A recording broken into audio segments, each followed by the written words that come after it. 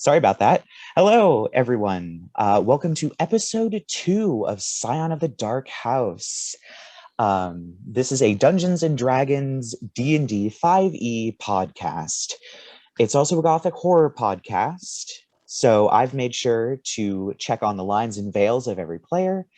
If things like gore, violence, dead bodies, horror, body horror, we had that last episode, or various other things may step over a line for you, we recommend either taking a break or maybe checking out other podcasts. As much as we love your support, your mental health is important. So to recap what happened in the last episode, we started a couple of days after an incident involving a house belching smoke and zombies, where Percy got a letter saying that he had inherited a vast estate that has been part of his family for years now, with a very dark and haunting past.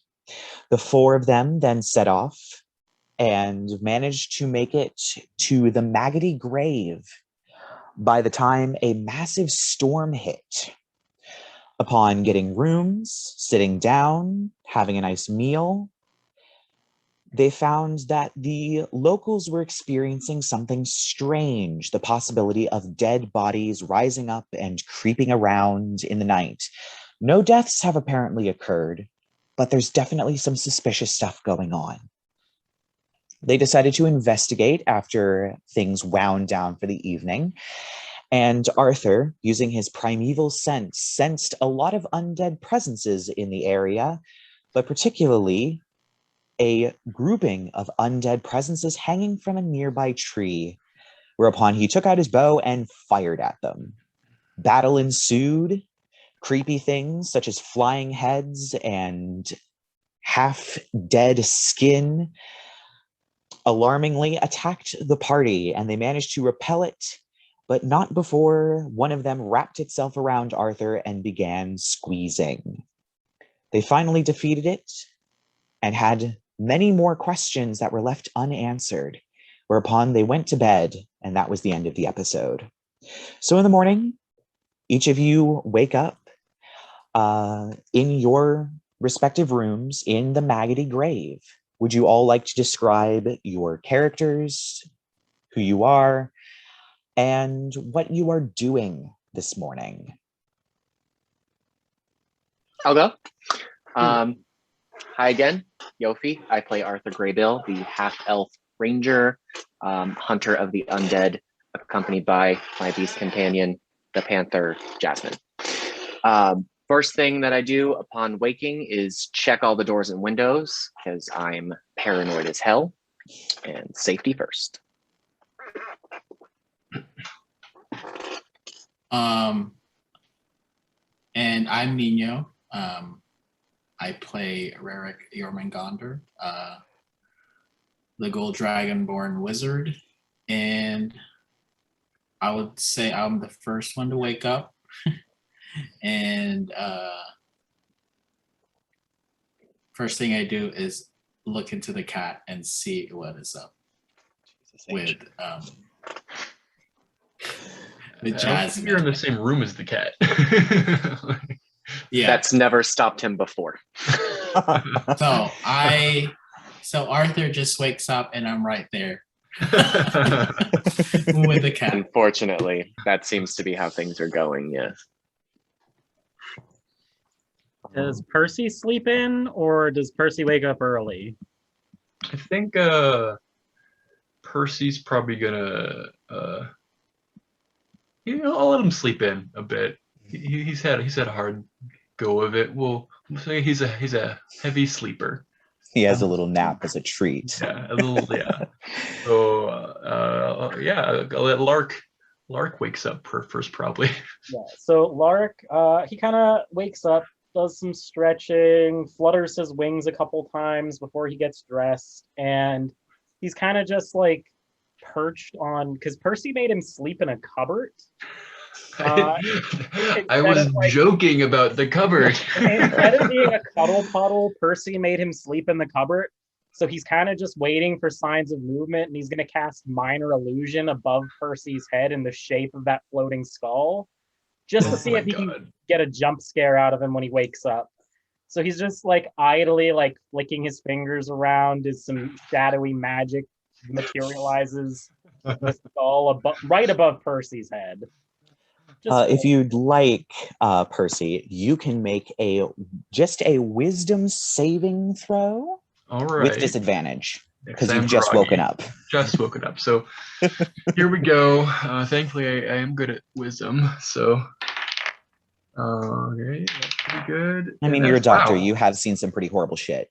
I actually did really good. I rolled a 16 and a 19, so that's going to be a 21. Even with disadvantage, you wake up. This thing is right in front of you, and for a moment, there is a...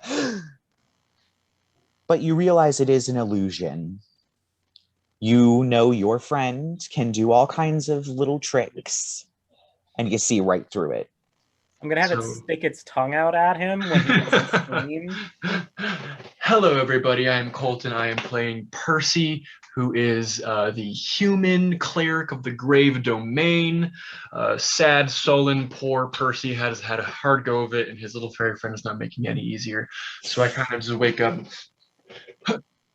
I kind of sit up like, so you're still in the cupboard, right? Oh yeah, and I'm Kyle. I'm playing Lark, a shadow magic sorcerer who happens to be a 2-foot-tall fairy with monarch butterfly wings. It's fine. He's a total himbo though. So, yeah. So you're still in the cupboard, correct? He's kind of just sitting in the cupboard. Like he's actually sitting too, instead of like hovering or floating. Yeah. He's just like, aw, I was hoping I'd get you. Yeah, you always do, and I'm gonna thaumaturgy and make the cupboard like slam closed on him. And then I'm gonna stand up and start prepping myself. I get a little candle out of my priest's pack, and I kneel down and I start saying some prayers to Saint Hypatia. While he's praying, I'm just gonna like I mean, can I open the cupboard from the inside? Yeah, you probably can. It's not like a lock. Yeah. Cupboard, more of like a kitchen cupboard. You can just push it open. Okay. Yeah, I'm just gonna push it open and kind of just like float out of the cupboard. And I mean, he's praying, and like behind him, Lark rolls his eyes briefly before he's like, he's not gonna get in any trouble. So he's just gonna drift out of the room to see what the other two are up to. Every morning, I question my decision to stick with these people. Every morning. So what does it look like when you wake up to find him staring at your cat? I mean, I've checked all the doors and windows. I hear whatever that mess was going on next door. Rerek barges in to do God knows what to Jasmine, and then a fairy comes flying in. I haven't had but 5 minutes to wake up and rub the sleep out of my eyes, and I'm assaulted by a Dragonborn and a chuckling fairy. This is my life now. What do you mean, these people? Yeah, I think you know exactly what I mean by these people. I don't think I need to explain myself.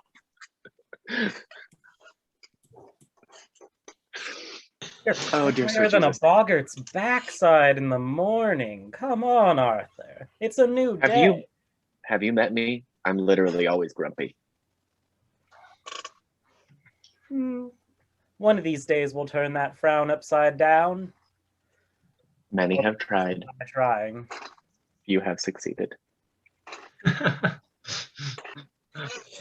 So after some frivolities, you all head downstairs. Interestingly, you notice there are people outside, not as much as inside, and everybody is looking in one direction. The door is open, and it's just people crowded outside looking at something. This can't be good. I'll float up to one of them, and I'm just going to like tap them on the shoulder. Pardon?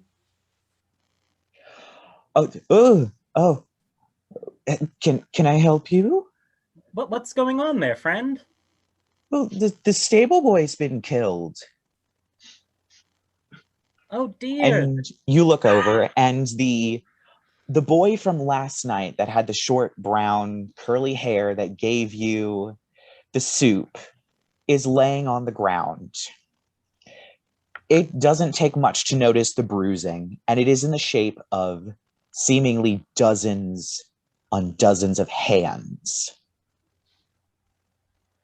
And he's just laying there, eyes wide, just on the ground. Is there like Okay, so we're viewing all of this from inside. Yeah, I'm going to say you can probably, if you walk up to one of the windows on one side of the tavern, you can see this. This is right where there's like a little stable Mhm. that's kind of attached to the side, and there's a window that looks out into So it. It was presumably Lark's tacked flown on. out the window. Maybe, or out the door. The door is wide open, and Okay, gotcha. there are multiple ways of egress in this establishment. is the vibe like, or does he have like parents here who are like sobbing over his body, or is it just people like looking on? Like, People are just looking on. okay, If you'd like, you can roll an insight check. sure. I think, yeah, I'll do that. Oh, that's only going to be a 13. Mhm. Yeah, they're not really shocked Okay. as much as they are kind of, well, this happened. I think I'm gonna don my plague doctor mask, and I'm gonna head out and I'm gonna examine the body. Yeah, once people see the plague doctor mask, they start moving out of the way. Most of them actually do like leave the premises, as if, morning has come, their night's over, they're gonna go. But others kind of back up, and some of them go into the actual tavern itself, and they get into small groups and they start, whispering amongst each other. Are you doing anything with the body? You can give me a medicine check or an investigation check, whichever one is higher. I'll give a medicine check. That is a 15. Yeah, he was probably strangled. You do notice all of the numerous dozens of handprints all over his body, as if dozens of hands have all grabbed him. Okay. If you'd like, you can make me, I guess it would be just a nature check or an arcana check. Let's see which one is higher. It's 2 nature. They're both the same. So arcana for 14. Okay. There is a sort of sense that you get that this was not a mob of people that just came and just grabbed him and strangled him. There's a vibe you get from this. This is undeath. And you are aware that even if a limb is severed from the body, it can still have magic come over it and animate it. And it is quite famous. There's quite famous stories about murderers or necromancers chopping off their own hand, knowing that their bodies will be dealt with, but chopping off a limb and cursing it so that it will continue to live after death. Sometimes they're known as creeping horrors or crawling horrors, but it doesn't necessarily line up with the story. It could just be a zombie who was killed, but its hands might not.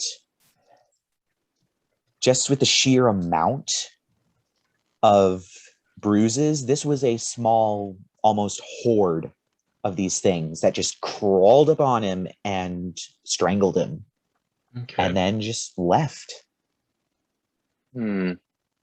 Gotcha. So kind of like I kneel down to do my examination here and stand back up. He's been strangled, beaten senselessly, but the strangling is what killed him. I would guess, crawling horrors, a lot of them. Why would they come so close to a town, though? Were they sent by someone? And why target a stable boy? And kill him and just leave his body here? So Jasmine, for some reason, liking Percy, has followed him outside, and I've decided to do the same. Hearing this information, can I use, let me see here, primeval awareness to see how long ago this undead situation occurred and which direction they might have gone?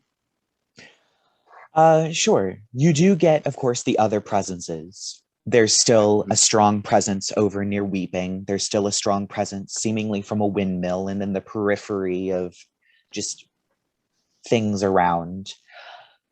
There were probably about maybe 14 or 15 of these things.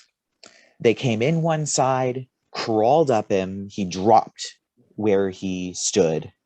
This was probably maybe, if your timing is correct, maybe 2 or 3 hours after you all had gone to bed in the very, very wee hours of the morning. And they just raced off out in one end of the stable, out the other. And they seem to be long gone by now. So I can't sense the creatures that did this anywhere. Not anywhere super close. If you really sat and narrowed in, you might be able to pinpoint different presences that are closer or farther away and make some guesstimates about it, but they've long since headed off. Why this town? Why this boy? Strange. And you're sure roving packs of the undead aren't common, right? Yes. Becoming more and more so by the day, it appears. I suppose. I was like thinking about questioning a few of the people that were already. You can see with your magic, can't you? Can't you look somewhere for these creatures? I can try. This is Percy just not fully understanding what divination magic really is, but like We might have lost Yofi. Looks like it. Where's the cat man? Where'd the cat man go? Can I do that like with divination? Do you have a spell that would allow you to do anything like that? I'm just doing that looking. for role play. Like I don't have any spells. Detect magic. So probably not. But I can detect magic. I can probably try and detect magic around the area. If there's been something used, is that how it works? I don't know. I think it has a lot of stipulations. It's mainly for spotting magical items. Yeah. Right. I can check the wording. Faint aura around any visible creature or object. We can use this to probably trace magic if it was used for, I don't know, making the only thing a corpse. It appears the only thing it would do would let you learn its school of magic. Yeah. Which, like, we kind of already know. Yeah. Yeah, it's only for just present hoping you can thing. somehow track them. And so if one of them was, and the area is pretty small, it's 30 feet. Yeah, so you probably wouldn't be able to pick up something unless one of them was sitting there. It was either created specifically by a spell cast recently, or if it was wearing a magical item like a magic ring or a magic bracelet, then you'd be able to spot it, but most likely not. Sometimes the dead just come back and there's no specific wizard that casts the spell. All right. So I do feel bad delaying our travels, but we can't abandon these people. We should see if this boy has a family. He needs to be buried. I hate to agree with you, but I do. Shall we ask around then? I'm gonna roll a quick, because I never planned a family for this kid. Okay. Suppose I likely shouldn't be the one to do it. People don't seem to respond well to me. I mean, no offense, my friends, but your bedside manner. Lark looks over at Percy. Sometimes leaves something to be desired. Percy breathes heavily through his plague doctor mask. Literally just the Darth Vader sounds. Yeah. Says the 2-foot-tall butterfly who knows nothing of human social norms. Fair, but Well, insult my bedside manner all you will, but you lead the way then, Mr. Gift of Gab. This is going to end well. Whoever would like to do it can make a persuasion check. oh, I'm gonna do it. On who? Who are we persuading? Just general. It's more of just a general. You're just going around kind of talking to people. Cool. I'm not going to make your role play every single interaction. So Here How we go, about guys. the tavern man, the hot interestingly, zaddy man? Hot Daddy is not anywhere around. Interesting. Did I miss something? We all take note of this, as he's the most attractive man in town. Oh, My okay, yeah. my persuasion check is gonna be a 22. Ooh. I'm a sorcerer. He good at that talky talk. I don't know anything about like human or mortal social norms, but I'm just real fucking cute and charming. People are like, "Aww." Yo, wheel, so whoa. So you ask around, and various people. It seems like people don't really know each other that well around here. But there is a guesstimation that he probably has family in Wailing, because Wailing is so close. He most likely just works here as either an apprentice or just to earn some extra money. So that is the information you get from the people around you. Did we discover earlier that there was like there was some undead stuff going on? I mean, there's undead stuff going on everywhere. Yeah, there was a powerful presence in one of the windmills. Mm-hmm. I was While about we're to say, collecting information on the Wailing, game, right? Hmm? The windmills are in Wailing, correct? Yes. They're what makes Which is the like sound that. Yes. That is interestingly what I was about to mention. Yeah, it's called Wailing because the creaking of the windmills sometimes sounds like people screaming. Okay. So yeah, very gothic. our last president said windmills cause cancer. while we're gathering the information for the kid, is there any way I could also check and see if anybody has any information on the missing innkeeper? Right, Just like- I was. Hey, Yeah. where's that Sure. hot piece of ass? Where'd he go? You get this. People do mention while asking about it that occasionally he just goes missing for a night. Just seems to go for a walk and seems to come back maybe around noon. I just want to be clear about the fact that a young man is dead and you're basket shopping.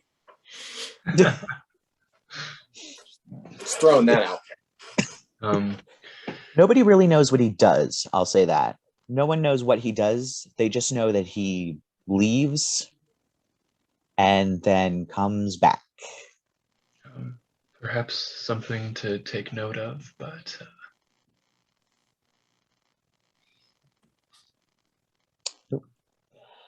how often does that happen exactly? Lark's just gonna ask whatever person informs them of that. Every once in a while, it does kind of seem to. Not sure. What was your persuasion check again? 22. Oh yeah, okay. You seem to hear that it's kind of somewhat coincides with the full moon occasionally, but not always. Mm-hmm. Like, perhaps something to take note of for later, but yes, we can't leave this boy's corpse on the ground any longer. So Jasmine swats at Lark. Just a gentle swat. Gentle swat. And I take So- note again. Suppose we contact his parents, and you said there was an undead presence there, so 2 birds with 1 stone.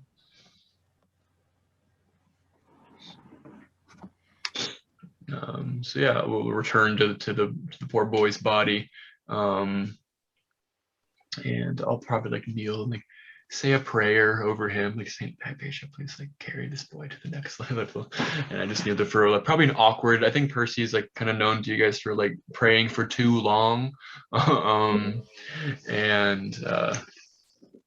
after a while, I'll like stand up and pick his body up. And, While he does, like, while he's praying, like, Lark's just, he's floating, and he's just gonna whisper it briefly to, probably to Rerek or to, Arthur, and he's just gonna be like, I always find it, like, in a whisper, so that, hopefully,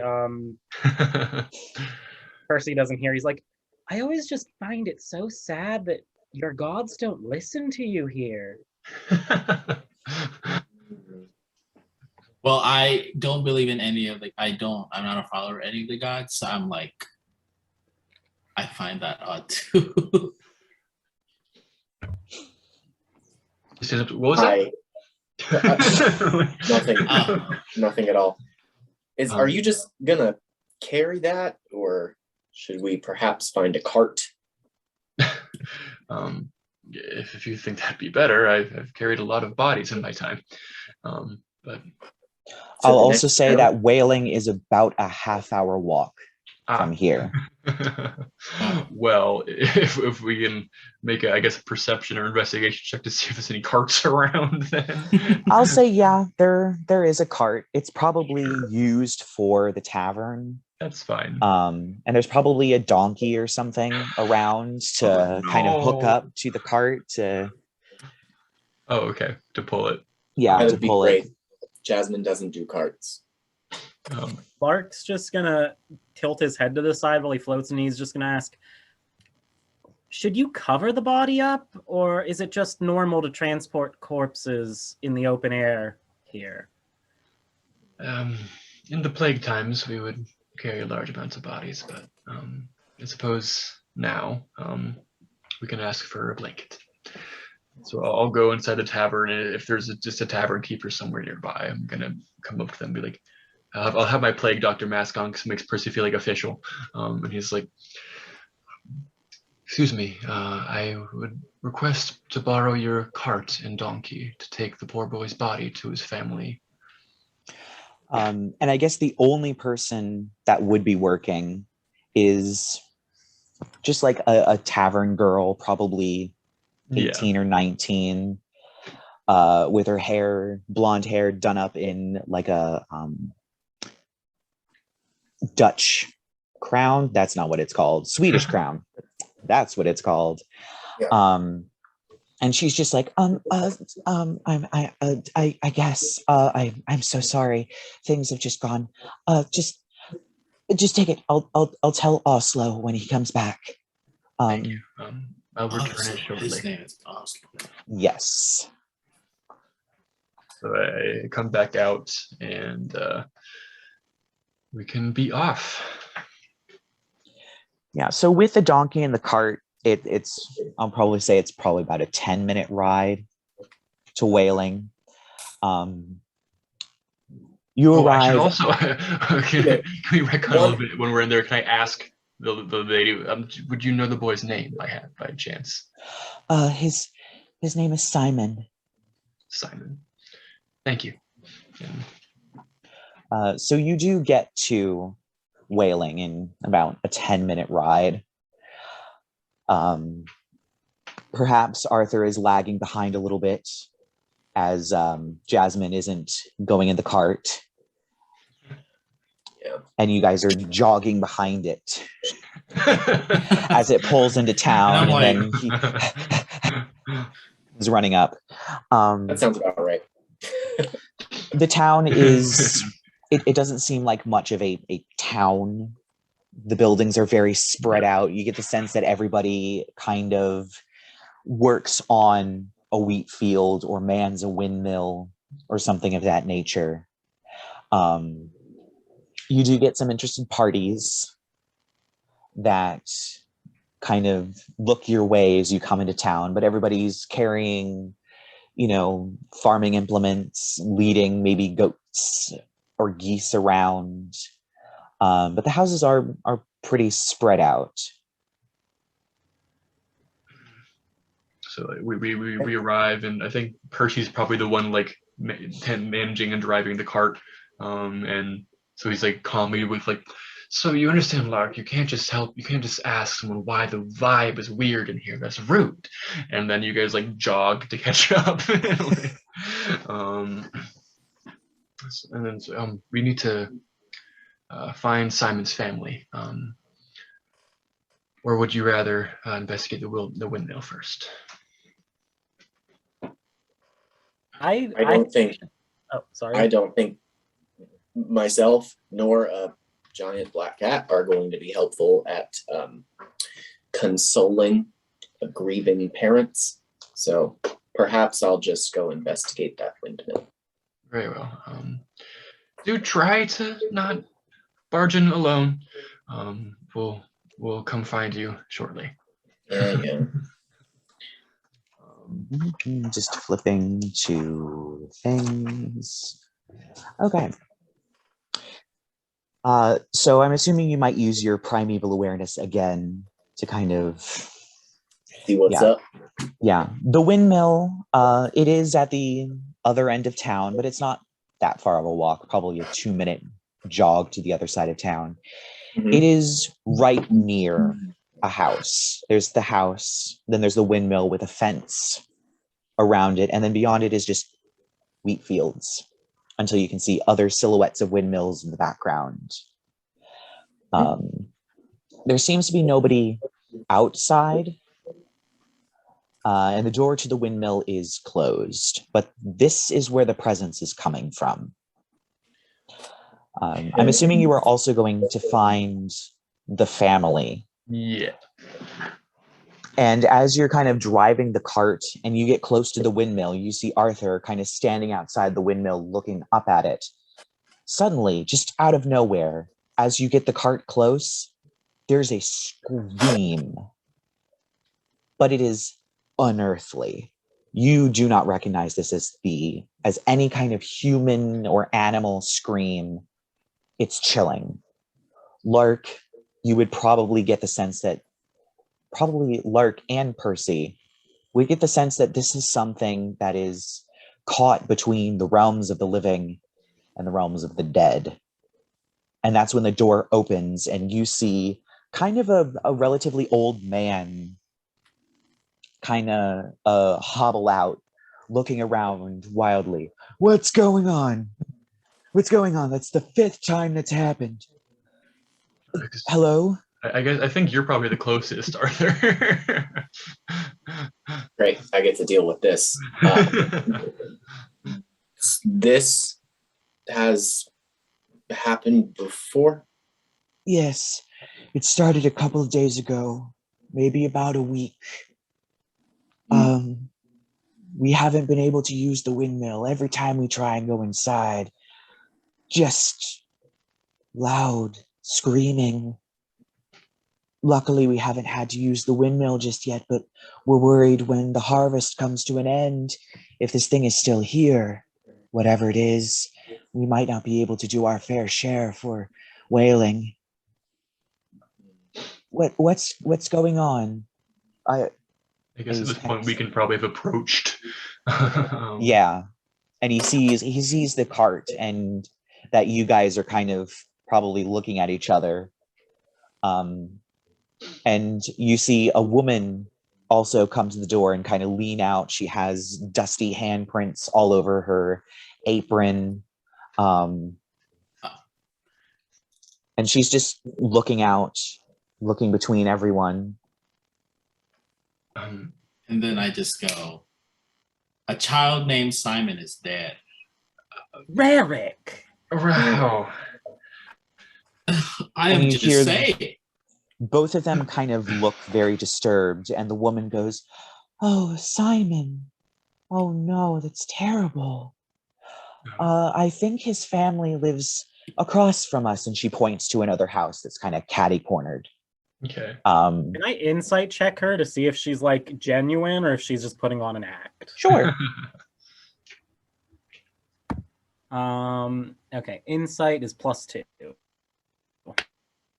That's only a 6. Yeah.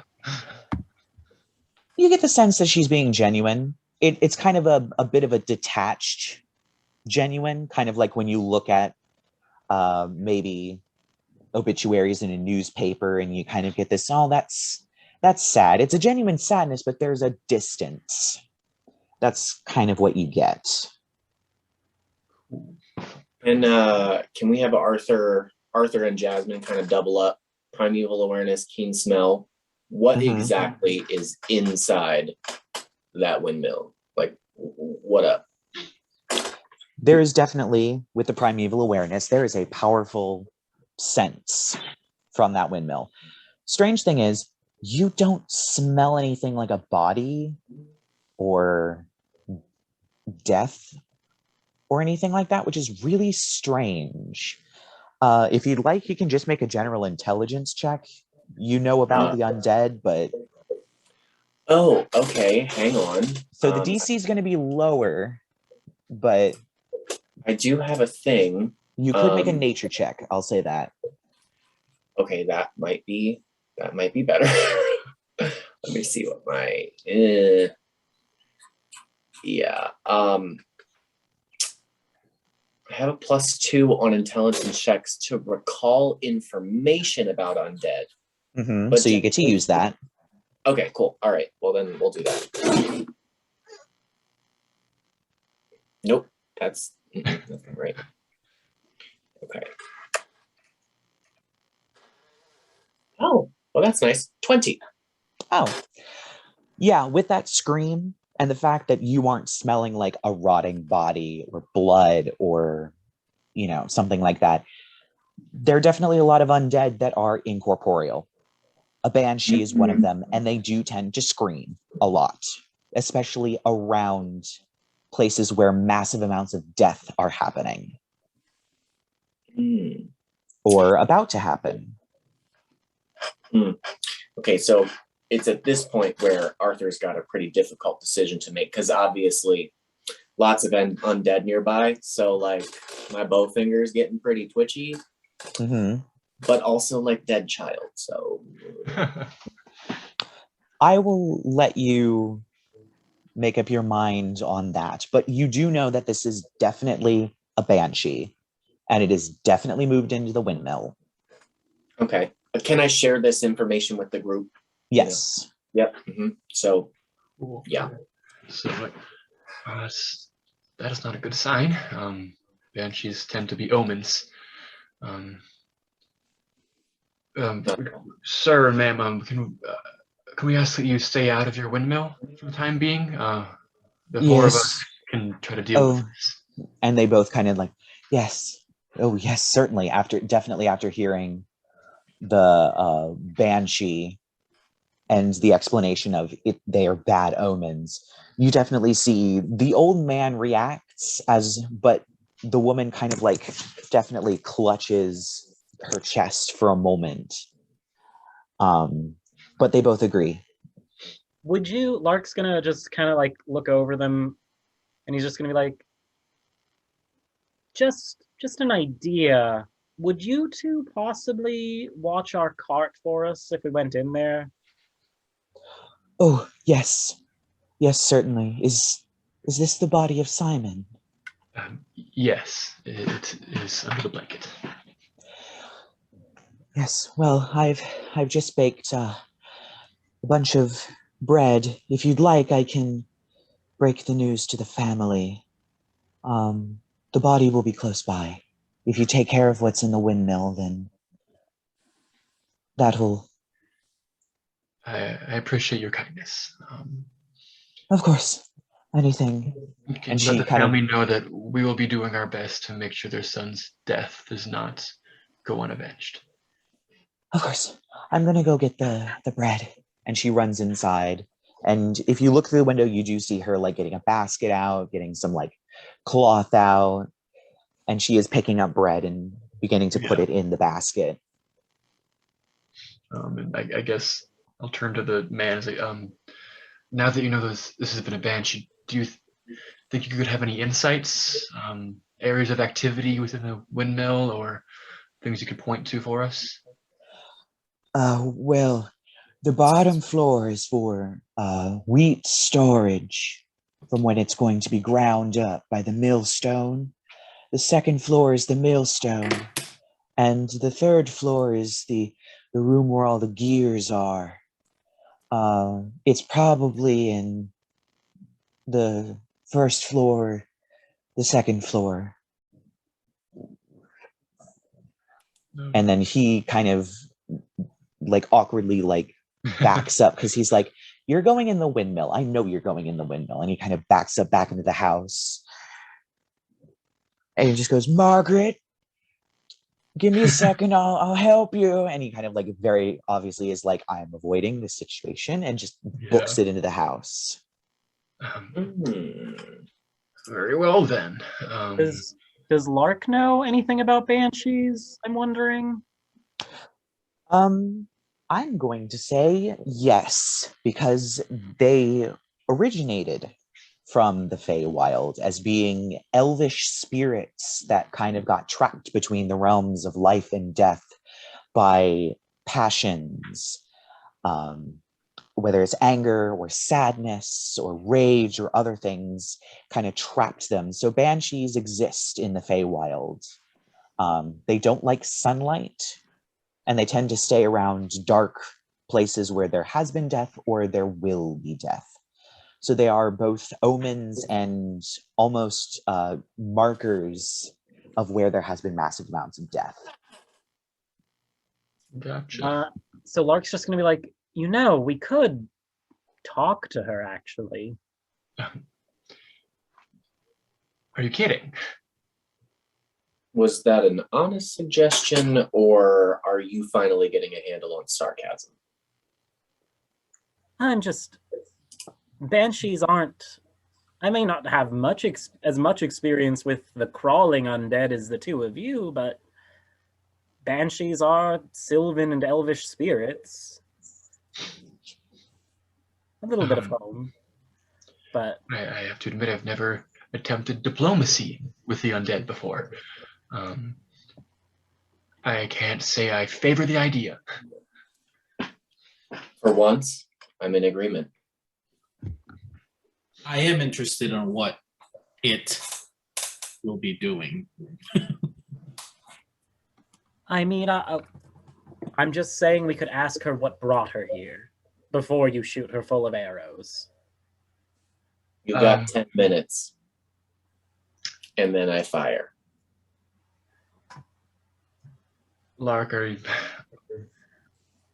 I'll go in with you. Make sure you don't get killed.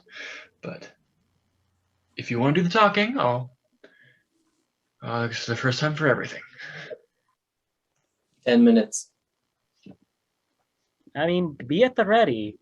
I'm just because I can communicate with her doesn't mean I expect her to be any sort of time. But we'll see. We'll see how far I can get. Right then. Let's go try to woo a banshee. All right, so you walk up to the windmill and push open the wooden door. And at first, you don't see anything. The light is shining very brightly in the room for a moment. And as you walk in and your eyes adjust, there's an area of shadow, a lot of areas of shadow, but one in particular where a woman or girl seems to be standing back to you long, scraggly black hair, laced with a crown of wilting flowers.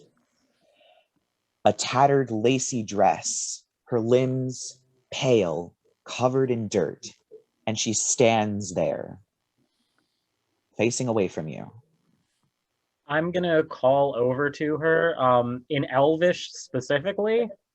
So I don't think anybody else in the party can actually understand what Lark starts calling. But in Elvish, he's just going to call out, "Hail, sister, what ails you? Why are you all on your lonesome?" She turns, and you see she seems to be quite beautiful. High cheekbones, dark eyes, full lips. And she just kind of turns her head and just stares at you, seemingly rocking back and forth. I'm gonna like step in front of Lark a little bit and like hold my shield up. Like... She doesn't seem to do anything. However, she does take a single small half step forward. Still kind of... Still in Elvish, Lark's just going to be like, "Sister, what's the matter? You seem so sad and lonely in this mill. What brought you here?"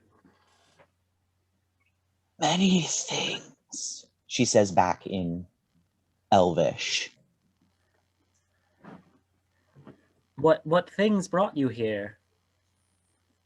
Debt to be paid to the earth. It calls out for what has been taken from it. Lark's just going to be like, I understand our need to pay our debts, dear sister. Who owes you a debt? Or who owes the earth a debt? All things until it is paid.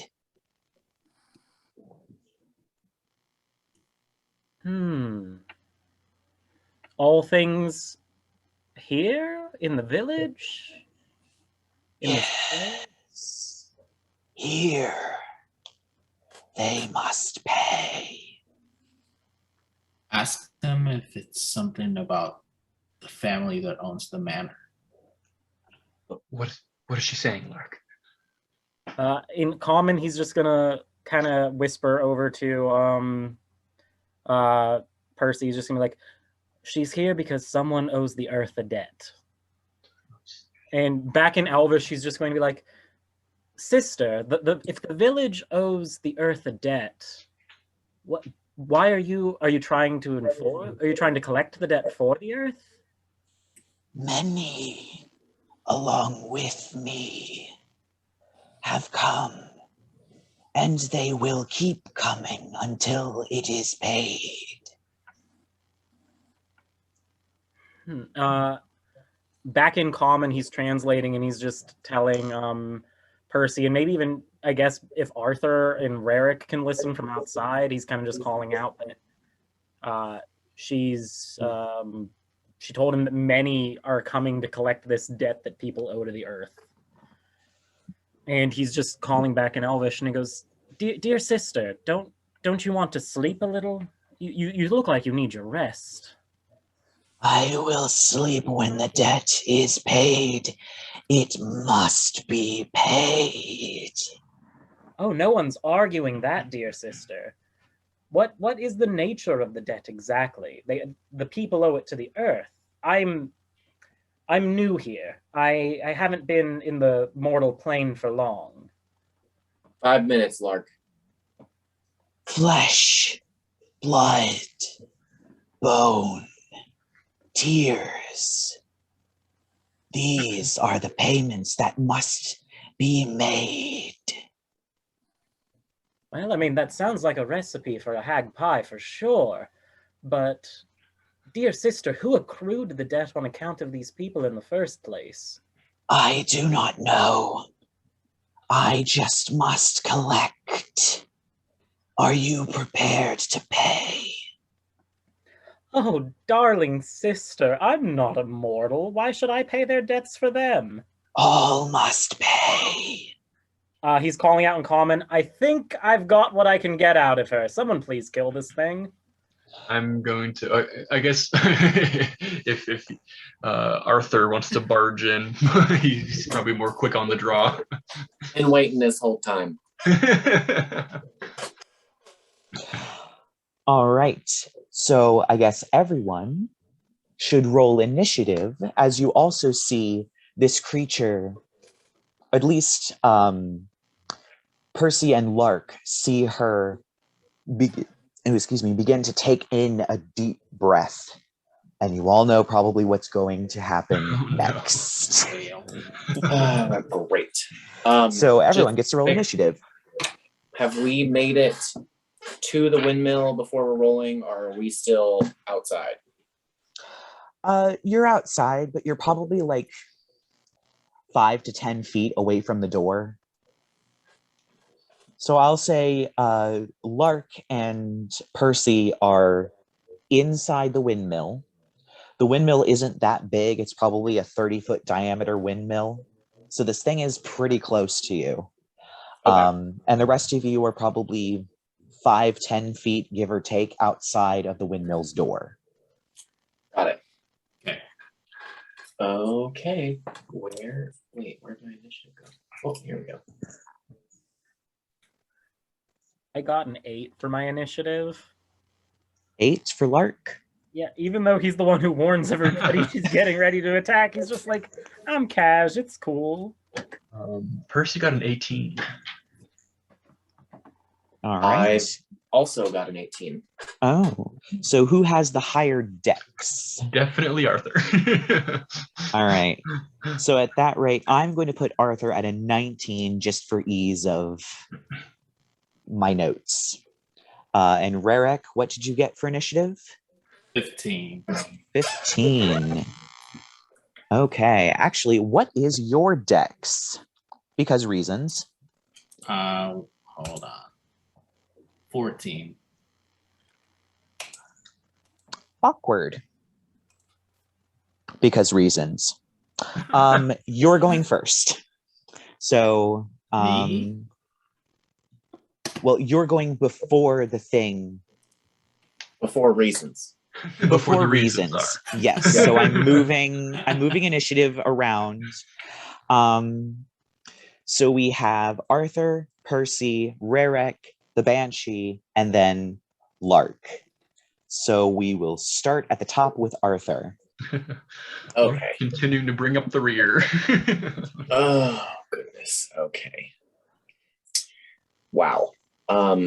This sucks. I am magically improficient, and like everything I have is piercing damage, which is not going to be super useful against the Banshee, but that's all I got. So I'm gonna run in that windmill, obviously.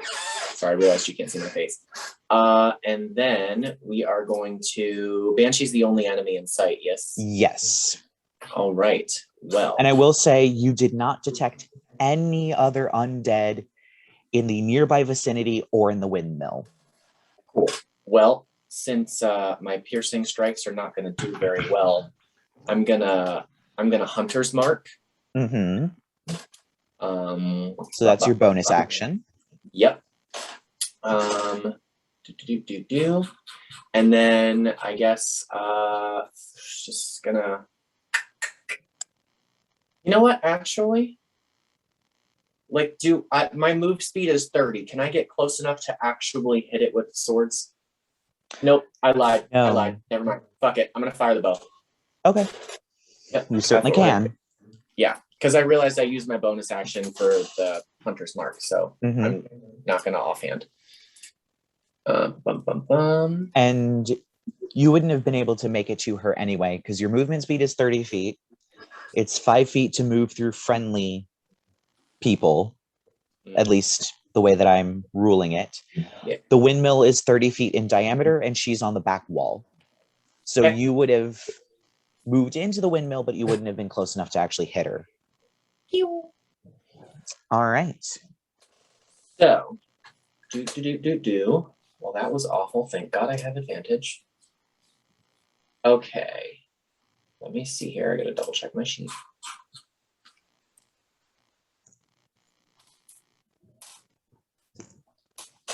Yes. Okay. So that is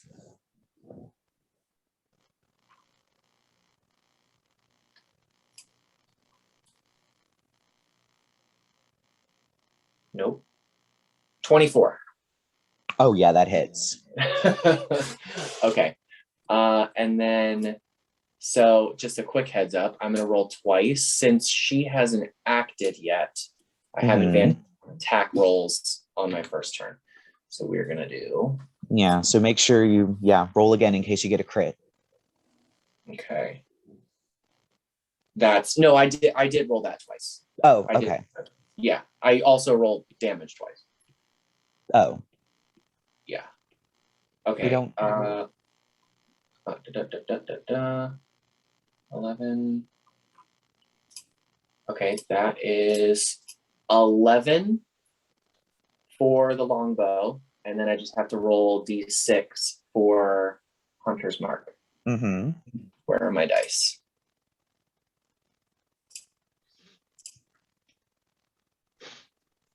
Okay, it's actually 11 halved because she's resistant to piercing, but then 4 for the d6 for Hunter's Mark. Does the Hunter's Mark deal a different type of damage? It literally, all it says is +1 d6. That is it. Oh, wait a minute. Nope. Yeah, I believe it adds to the. I believe it adds to the damage type of the weapon. That would make sense. So that would make it 16. So halved is 8. Yes. All right. Oh, convenient. So you fire your longbow, and it sails in between Lark and Percy and strikes her in the shoulder, and she stares at it as she's still taking in her breath. Would you like to do anything else? I believe it is also Jasmine's turn now. Yeah, I mean, I'm good. I'm out of stuff. But yeah, Jasmine, we're gonna go ahead, run up, claw attack, and go for pounce. So if this is a hit, I'll need a strength saving throw. Actually, no, because she is immune to being prone. Oh, well, I will say that you can surmise this because she is semi-incorporeal. Right. Okay. Well, then let's do bite attack. Mm-hmm. What the hell? Just roll the dice. Oh, Jesus H. Hang on. Oh, good. She does still get natural explorer, so I can roll that again. Fantastic. 19. That hits. Awesome. 26.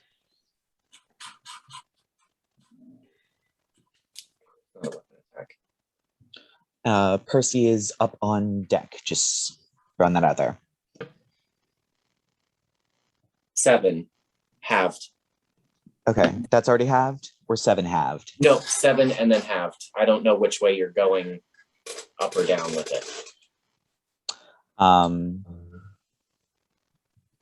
I think you're always supposed to round up, I think, in Dungeons and Dragons. So 7 halved would then be 4. Okay. Oops, I did -7, then -4. Does she have anything else? Nope, just move and attack. That's it. All right. So Percy, you are up. Wonderful. I'm so happy I took this spell. It's a Percy and Lark tag team spell. I'm going to cast Silence, centered. I mean, I guess the room is 30 feet. It's a 20-foot sphere for the spell. So I guess I want to take up the 20 feet where we are all standing. So we're all in the dome. Because no noise can pass through it. It does also make it impossible to cast spells with verbal components. That is true. And I would say you would know this. Yeah. I just want to make sure she can't just move out of the dome. So I don't need to roll for that. It just happens. I'm gonna be like, not a word out of you. I'm gonna poof, and just like this dome of silence appears. So you are putting it on her, or are you putting it on you guys? us, on us. So sorry, Rerek, but I think Lark can cast through that actually. I can cast through that. Depends on the spell. Right. Meta magic. Yeah, I can cast spells without saying a word. All right. So I guess that's your go. And then Rerek is up next. I will say there are windows on the outside, various windows. You can shoot through the windows. There's glass in the way. But Okay. Okay. I feel like none of my things would work on her. Except or of maybe course you magic could missile. back up. Depending on the range of the spell, you could back up and shoot over the dome or through the dome, since it's only sound. Yeah, magic missile should be able to go through that. Okay. Let me do that. And magic missile is cool because you don't have to roll the hit. It automatically hits. Yeah, that's what I got too. So boom. Roll the damage. 1 second. It's a 12. 12 damage. All right. As you fire these magic missiles and they shoot in between, they slam into her and she writhes. You get the sense that this deals full damage. She is not resistant to this. And it is... Actually, would you like to use your movement speed in any way? I'm assuming you backed up out of the dome. I think you have enough room to go back into it if you'd like. Sure thing. All right. Well, on her turn, because it is her turn now, she lets out a horrible scream. You can see it happen, but you don't hear it because the sound doesn't pass through. Wait a minute. I am so sorry, Arthur. I just realized Jasmine is not in the bubble, is she? Oh dear. No, cat! So she has to make a Constitution saving throw.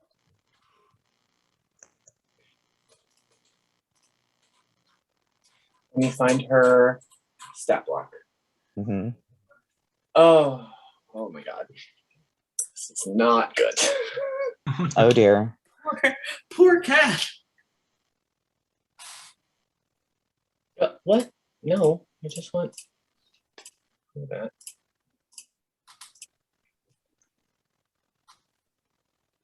Ugh. 5.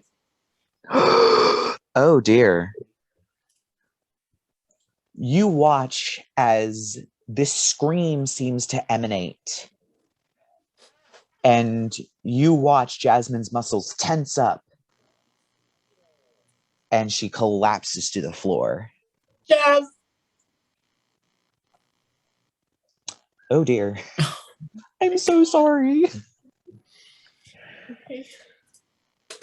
Hopefully this will be the first and last cat death of the campaign. Fingers crossed. My Jazz. So yes, she has dropped to 0 hit points. Oh no. Does she have like a death saving throw stuff at all, or she's dead? She's dropped to 0 hit points. I think because she is a summoned creature, she just... If she were a beast, I would give her saving throws. I feel it's unfair for companion NPCs and beasts and other things to just die when they hit 0 hit points if they're allies. They should get death saving throws as well. But since she is a summoned spirit, sadly... Jasmine's she's not actually a spirit. She only becomes a spirit after she dies. Convenient. I can so Interesting. here's what animal companion reads. With blah blah blah work, you call forth an animal from the wilderness to serve as your faithful companion. Blah blah blah blah blah.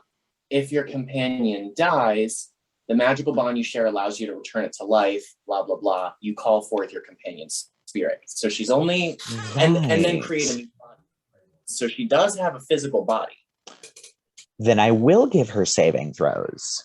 So if you would like, you can make her first saving throw now. I believe death saves are D20 plus Constitution. Well, okay, so it's just the same thing then. All right, where's my sheet? Here we go. 1d20. Roll it. 10. I believe that passes. So that's one success. I think it's 10 or above that passes, or it's damage based. It's been a while since I've read up on death saves. Yeah, it's been a while too, so I'm going to risk it and say it's a success. Okay, and so that means what exactly? So she has to keep rolling saving throws. Okay. If she accrues 3 successes, which is 10 or above, she stabilizes, meaning that after 1 hour, she'll gain 1 hit point. Okay. But if she does 3 failures, she dies and off she goes. So she has to roll every single turn. I have a lot of death saving throw nonsense, so. Okay. So it's 3 saves, like one turn. turn, then the next turn, then the next turn? Yes. Okay. She makes them at the end of her turn. Okay. Let me mark. I'm just going to mark her death save on my sheet because I don't really have a spot for her. So she currently has 1 success. Got it. All right. So after her is Lark. Alrighty. So the scream got muffled by the silence, but now he's just like, in the back of his head, he's like, of course. But I mean, it makes sense to him. So he's going to float like 10 feet above, 15 feet above everybody else using his movement. And he's going to use a sorcery point to subtle spell a chaos bolt at this banshee. Oh. So here we go. Spell attack. Let's hope we don't get any whammies. Wait, that fell off the table. 18 to hit. Yep, 18 hits. Okay, so now let's hope we get a type of damage that she can actually take, guys.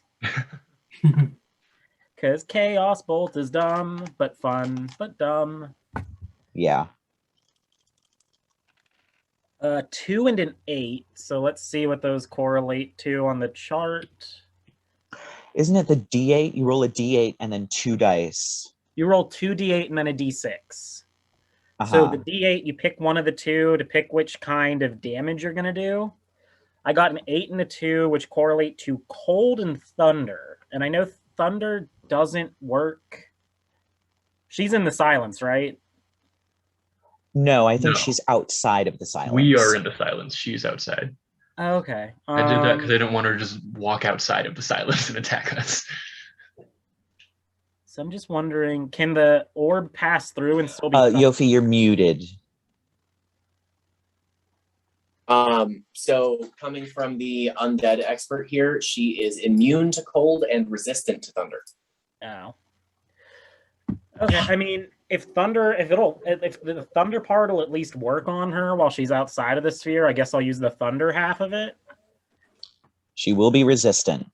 Yeah, it is what it is. That is slightly metagamey, I will say. If you wanted to think of that, you probably should have rolled a nature check. Oh. Just above game. Well, if I knew about banshees from back home, would I want to cast a cold spell at her? Or, I don't know, when do you pick on the damage roll. Yeah. I don't know. I got an 11 total. So that would be 6 if we're doing the half and round up. Yeah. Huzzah! All right. So now we are back up. Unless you want to do something else with your turn, we should be back up to the top with Arthur. I don't think I can do anything else in silence. Crazy, because I can only, yeah. Even if I quicken something, I wouldn't be able to subtle and quicken at the same time. Right. Okay. Well, my ass is gonna stay in the bubble. Arthur is just going to. We're just gonna fire another arrow. That's what we're gonna do.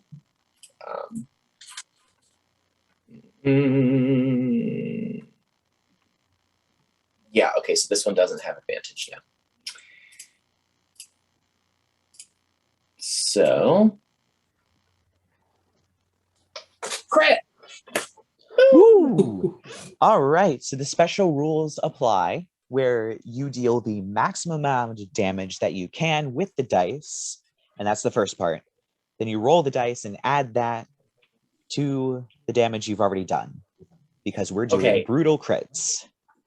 All right, so, yep, this is gonna be fun. 22 for max. Okay. And then another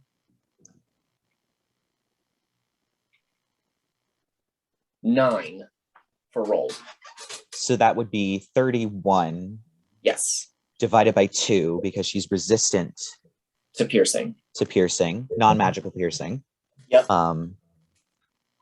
So 31 divided by 2 would be 16. 16. You're right. Yes. Whoops. Yep. Well, it's 15.5. But we're rounding up. Round so up. Yeah. It would be 16. Yeah. Okay. All right. So that definitely dealt a blow. The rage from watching your friend Jasmine tense up and keel over, laying there limply on the floor. The rage, you pull the bowstring back as far as you can, and that arrow sings forward out of the bubble and strikes her in the chest. And you can see her reel from the impact. Is there anything else you would like to do with your turn? Yeah, no. Oh, wait a minute. I marked her. Yes, you did. I marked her. So that's another 6. Am I doing Hunter's Mark once for the crit so thing? It would be 6, roll the d6, and then divide that by 2 because she's resistant, and tell me the total. Okay. 6. 6 plus 5 is 11. Halved is another 6. All right. So yeah. Almost forgot about that. Good thing you didn't. Yeah. Because she's starting to look very battered. Her body is hunching over. Her breath, as she, even though you can't hear it, you can hear as she's trying to suck it in. She's almost gasping, and her hands are clenching. She is very nearly dead. And today, So now, the weavers of fate were kind. So now it is Percy's turn. Wonderful. Can I roll Jasmine's save real quick? Yes, you may. 19. 2 successes. Oh, cool. Okay. So she's good. Woohoo!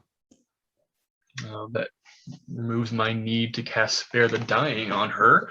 So I am going to just kind of backstep out of my bubble a little bit so I can cast Guiding Bolts. All right. So you would have, I believe, 10 feet of movement left. If you cast it centered on yourself, you'd have 10 feet of movement left after backing out of the bubble. Then I'm going to back into it after I cast. Yeah. Back into it. Yeah. So you won't be inside the building, but you will be in the bubble. Yeah. Yes, that's fine. That's going to be an unnatural 20 to hit. You definitely hit. Wonderful. Be a 2, a 1, a 3, and a 4. So that is 10 damage. All right. you hurl this bolt forward, and it strikes into her, almost diffusing through her like a cloud or a disco ball. And she lets out a final scream that you can hear because you're outside of the silence, but nobody else can hear, as she just fades away. And she is gone. Double dead. And that is the end of that combat encounter. Anyone else feel like trying diplomacy with the undead again? No? Dude. I like undo the silence. I'm like, what did you say? I was in a damn bubble.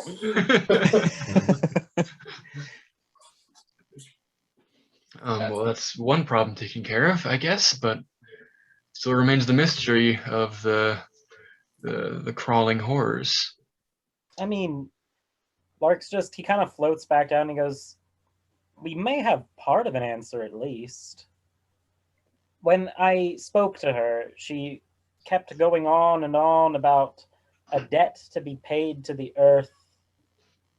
And based on what I could observe from our, I mean, let's face it, her conversational skills were worse than yours, Lark says, motioning over to Arthur. I think Percy was bracing himself for the insult. He was like, oh, not me. From what I gathered, she was drawn here, and she's told me that more of them are going to be drawn here. The village is still in danger. Not I suppose that conversation wasn't a complete waste. I'll give you that.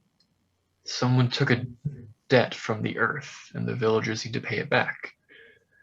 Could it be a necromancer of some sort came to the village and took what was supposed to be dead? She was very vague. I mean, she was undead, so you can't really. She was also a banshee, so potentially not the most reliable source. But it's better than nothing to go off of. Where to now, lads? Didn't you have one of the lead, Arthur? There are no shortage of undead in the area. Suppose. I will say there seems to be none in the area that you might assume is the town of Wailing. You've taken care of the one powerful presence in Wailing. And it's at this point that the woman and man who were in the house kind of come forward very cautiously, and the woman asks, is it taken care of? Yes, the banshee has been put to rest. Oh, that's a relief.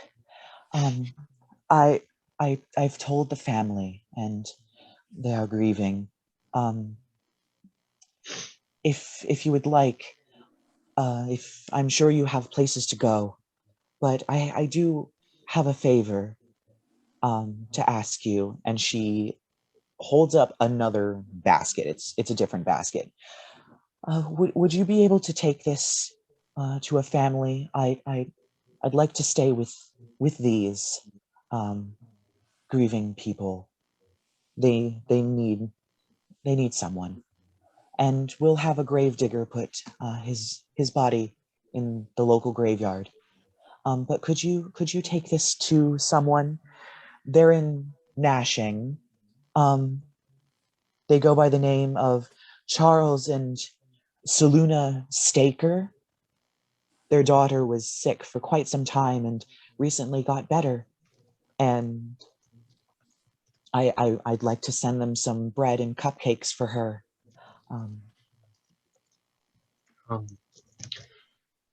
Well, Arthur, didn't you say there was undead over in Nashing anyways? Fortunately, yes. We'd be happy to.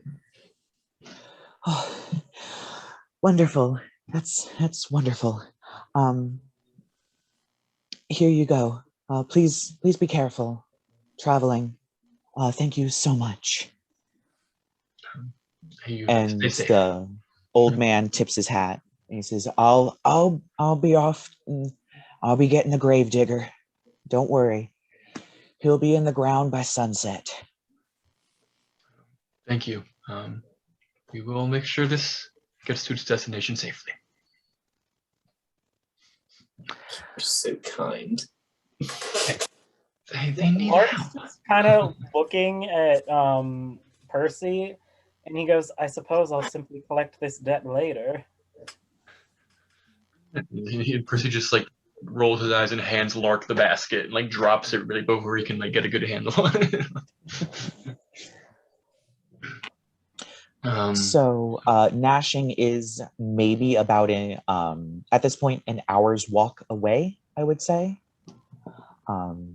It's not even noon, so you'll definitely make it there in good time. All right. Would anyone care to assist me with my nearly dead? Sorry, I was distracted. Yeah, Percy will kneel down once again, rubbing his hands together, saying a silent prayer, and roll. That was the wrong dice. He gets back 8 health. That is one use of my cure wounds. Something.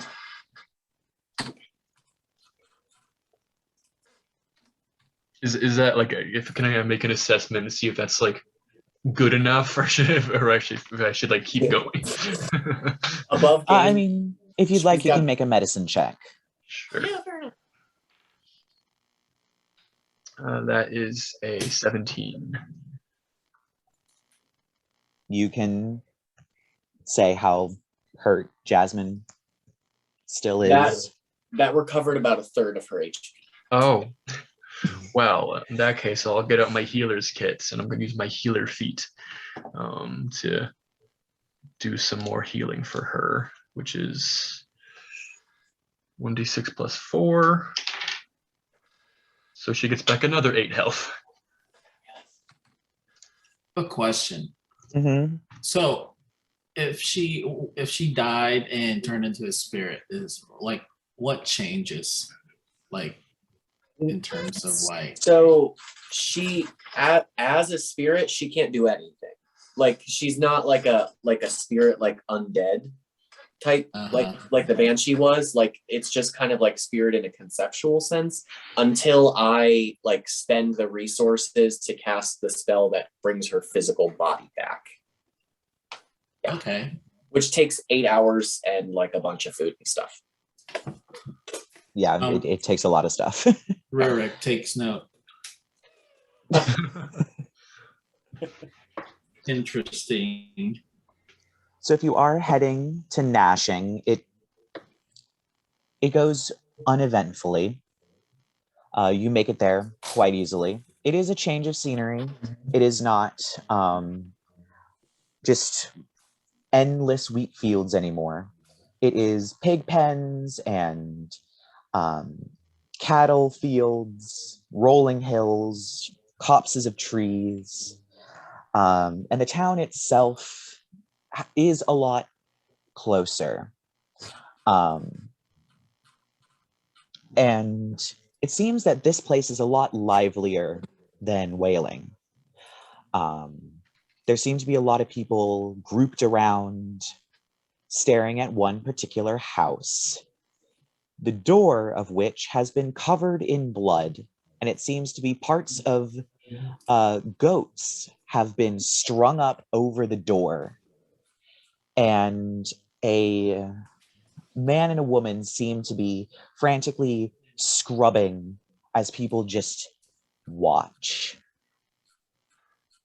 Can I sidle up to one of the people watching and just whisper, "What's going on?" This has been going on for quite some. Hello, friend. You can call me Lark. You are? Samantha. Didn't Hello, have a name. Samantha. This has been something that's been going on for quite some time. Both the Bladders and the Stakers are butchers. Their families have been at each other's throats for years, and it's gotten a lot worse recently. The Bladder family has been doing things like this. Just while you're here, try and stay away from the Bladder family, particularly Billy Bladder. Noted. And at this point, you do see the crowd kind of start to disperse. I'm gonna look over at Percy and be like, "What was the name of the family we're supposed to deliver this?" And he the basket's just been floating next to him because his mage hand has been carrying it. Yeah. The Stakers, Charles and Saluna. I must admit, I'm relieved that this isn't the work of undead, just humans being idiots for once. Welcome, Indeed. But I suppose we should find this family before we begin our investigation. Well, my dear new friend Samantha mentioned that that's a family of Stakers right over there. The blood-covered ones. The blood-covered ones, they're Stakers. Ah, that does throw a wrench in some things. Well, shall we?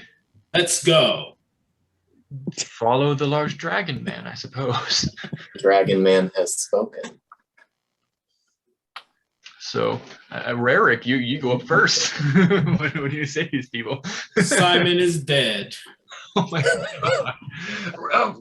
Do you really say that? I just want to make sure, because that's like a very interesting, bold statement to make. Yeah. I mean, okay, hold on. You've already taken care of the Simon situation. He's just really hung up on it. Or what? I mean, he says right here, I speak without really thinking through my words. Okay, And so very you might. huh? Love a character flaw. And So I've you been do quiet actually this just whole time. bellow, Simon is dead, as you walk up to this family. Yeah. Lark, you cannot And I call was me like- the socially ungifted one anymore. It's like having the floating body right here. And I was like, There's no Jesus. body. You've left body's the body gone. at the Oh! Wailing. Yeah. okay. This I'm man confused. has the charisma of a sack of pebbles. I mean, most of Sorry you about him. Yeah, all of them, assuming this does actually take place in game, they are looking very confused as they're scrubbing blood from their porch. Lark, what is? You have the basket. Lark just kind of floats forward, and his like shadowy mage hand is holding this basket, and kind of.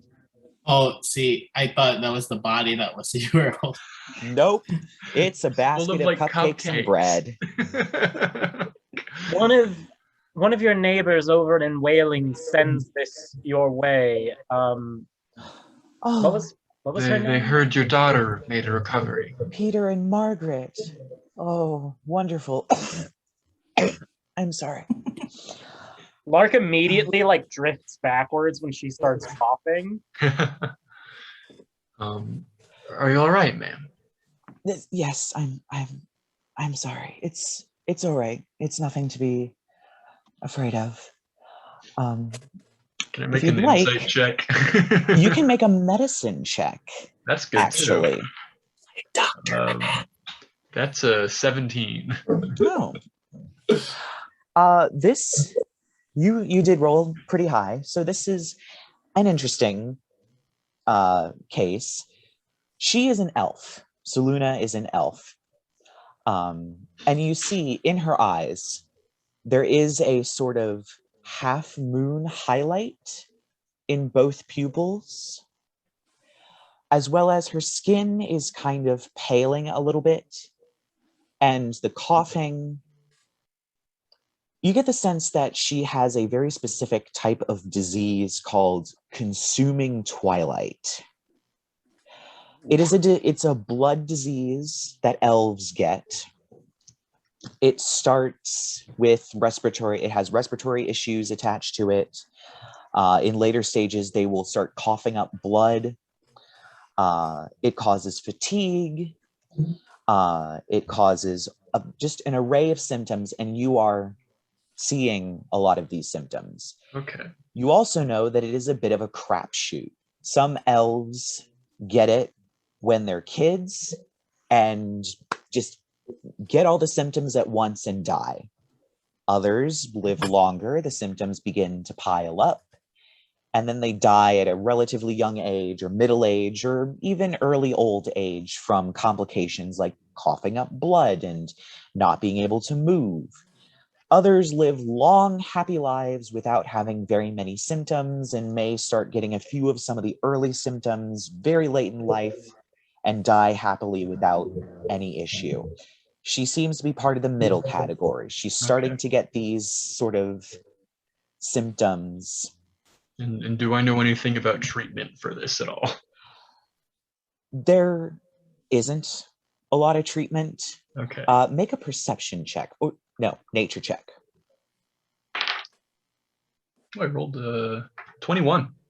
Oh, you notice around the porch that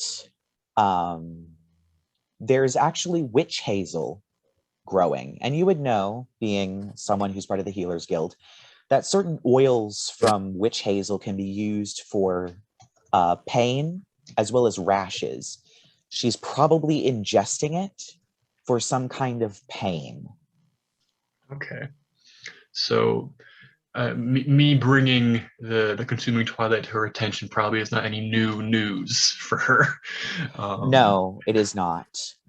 And at this point, you see a little half-elf girl with blonde hair that looks very much like her mother run out and hug her mother on the leg and go, "Mommy, Mommy, who are these people?" And she just pats her on the head and she goes, "They brought you cupcakes from Peter and Margaret since you got better." And she takes the basket and she actually hands it to Peter.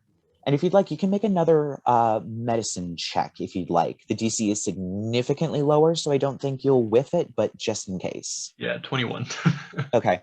You notice the moon-shaped highlights in this girl's eyes as well as a paling of her skin. This is a genetic disease, so it's passed on from Mother parent to daughter. to child, so on and so forth. Okay. But it's a crapshoot, so the parents could be totally fine and the kid dies at age 5. Yeah. So your neighbors were very happy to hear of your recovery. We are happy too. So. Oh, yeah, I was so sick. I couldn't even get out of bed. I'm sorry to hear that. Yes. And she kind of pats her on the head and starts pushing her towards the door. Like, yes, yes. Make another medicine check. Ooh, lots of medicine. I'm glad I'm good at these. Wow, I'm rolling that's a 24. Okay. Killing this medicine. Yeah. I'm a good ass doctor. Yeah. It's interesting that she said that she couldn't move from her bed.